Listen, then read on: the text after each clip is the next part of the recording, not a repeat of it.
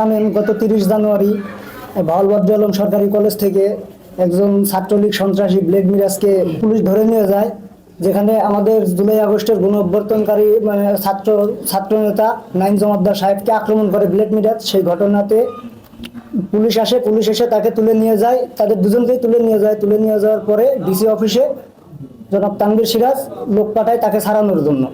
সেইখানে আমি আমাদের বিভিন্ন সংগঠনের ক্রিয়াশীল সংগঠনদের খবর পেয়ে যাওয়ার পরে সেখানে আমাদের সঙ্গে তাদেরকে আমরা দেখতে পাই যে তারা ছাত্রলীগ সন্ত্রাসীকে ছাড়াতে নিয়ে এসেছে।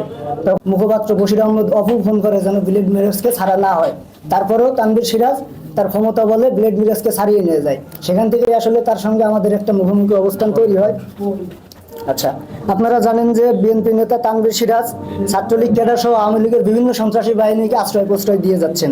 চৌরাস্তা সহ বিভিন্ন এলাকায় তিনি নৈরাজ্যকর পরিস্থিতি তৈরি করছেন এবং ভাওয়াল কলেজ সহ আশেপাশের সমস্ত এলাকা তিনি তার নিয়ন্ত্রণে নিতে চান, যে কারণেই ছাত্রদের সঙ্গে বিভিন্ন মাধ্যমে তার সঙ্গে একটা মুখোমুখি অবস্থান তৈরি হয়েছে।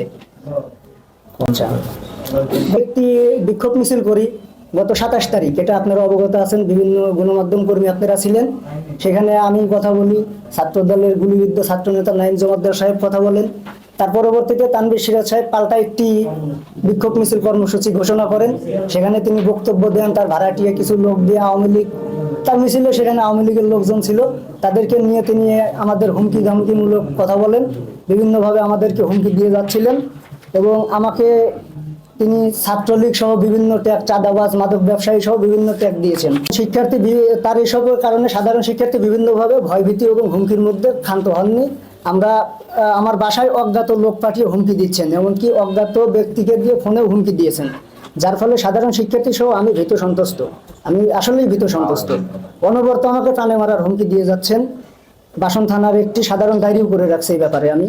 এতে আরও ক্ষুব্ধ হন তানভীর সিরাজ, আমার ডায়েরি করাতে তিনি আরও ক্ষুব্ধ হন, যার প্রেক্ষিতে গত 4 মার্চ গাজীপুর মহানগর পুলিশ কমিশনার কার্যালয়ে আইন শৃঙ্খলা মিটিংয়ে ছাত্র প্রতিনিধি হিসেবে আমি উপস্থিত হই।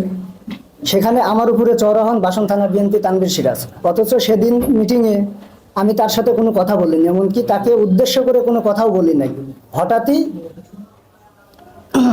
হঠাৎই তিনি আমার উপরে চড়াও হন। ইতিমধ্যে দেখেছেন গণমাধ্যমে সেটি ভাইরাল হয়েছে, এমনকি গণমাধ্যমে খবরও প্রকাশিত হয়েছে। সেদিন মহানগর ছাত্রদলের সিনিয়র সহসভাপতি শামীম তার প্রকাশিত কল রেকর্ড বিষয়ে কথা বলেন এবং ছাত্রদলের নেতাকে হুমকি দেওয়ার বিষয়ে বক্তব্য দিচ্ছিলেন। ঠিক এ সময় তানভীর সিরাজ অতর্কিতভাবে আমার উপরে হামলার চেষ্টা করেন, এমনকি তার লোকজন কনফারেন্স রুমে আমাকে অকথ্য ভাষায় গালাগালি করেন।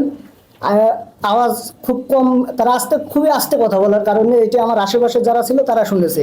ঘটনার দিন সন্ধ্যার সময় অজ্ঞাত ব্যক্তি আমাকে ফোন করে হুমকি দেয়, যেটির কল রেকর্ড আমি রাখতে পারিনি। এবং একই দিনে রাতের বেলায় আমার বাসায় অজ্ঞাত লোকজন আমার বাসার আশেপাশে তারা মহড়া দেয়, সন্ত্রাসীরা মহড়া দেয় ধারালো অস্ত্রশস্ত্র নিয়ে। ঢুকছি, এত অপরাধ আর প্রমাণ থাকার পরেও বিএনপির নেতার বিরুদ্ধে কোনো ব্যবস্থা নেওয়া হচ্ছে না। এ ব্যাপারে তিনি আরো বেপরোয়া হয়ে উঠছেন। উল্লেখ্য, তানভীর সিরাজ বাহিনী বাসন থানা 14 নং ওয়ার্ডে ঝোট নামাতে গিয়ে স্থানীয় বাড়িঘর ও নারী বৃদ্ধের উপরে হামলা করেছে। গণমাধ্যমে সে ঘটনাও খবর প্রকাশিত হয়েছে।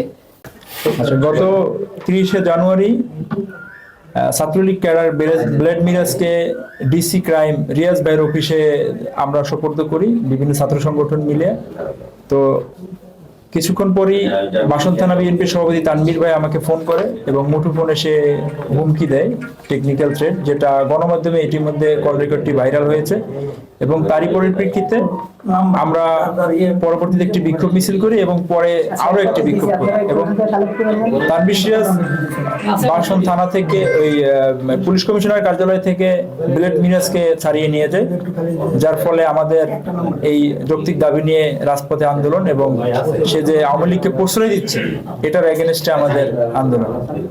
তো ইতিমধ্যে দেখতে পাচ্ছেন যে আমার উপরে বহুবার অ্যাটাক হয়েছে বা অ্যাটাকিং এর চেষ্টা হয়েছে। আমি পুলিশ কমিশনার বরাবর অভিযোগ দিয়ে রাখছি এবং ছাত্র নেতা ছাত্র অধিকার পরিষদের ফরিদকে পুলিশ কমিশনারের কার্যালয়ে গত কয়েকদিন আগে তানভীর ভাই এবং তার লোকবল নিয়ে যে হুমকি দামকি প্রদান করে এবং তার উপর যে তেড়ে আসে এবং তার সহযোগীরা তাকে মারার হত্যার হুমকি দেয় যে তুই কার্যালয় থেকে বের হ, দেখে নেব। আমি তখন তার সাথেই ছিলাম প্রেজেন্ট এবং ছাত্র অধিকার পরিষদের রাহুল ছিল, আশরাফুল ইসলাম রাহুল, এবং ছাত্রদলের তেজগাঁও কলেজ শাখার যুগ্ম আহ্বায়ক সালাউদ্দিন আহমেদ সেও সার্বক্ষণিক এই বিষয়টা আমাদের সঙ্গে জানে। জুলাইয়ের আন্দোলনে আমরা সবাই সম্পৃক্ত ছিলাম, যার ফলে কিন্তু এই ছাত্রদের একটা প্ল্যাটফর্ম। আমরা একটা দাবি জানাচ্ছি যাতে তানভীর সিরাজের এগেনস্টে প্রশাসনিকভাবে যথাযথ ব্যবস্থা নেওয়া হয়, অন্তত ন্যূনতম একটা অনুসন্ধান করে। আমরা এত অভিযোগ দেওয়ার পরে প্রশাসন থেকে ন্যূনতম ভ্রুক্ষেপ নেই এবং বাংলাদেশ জাতীয়তাবাদী দল থেকে যাতে এটার যথাযথ ব্যবস্থা গ্রহণ করা হয়, এই দাবি জানিয়ে আমি আমার কথা শেষ করছি।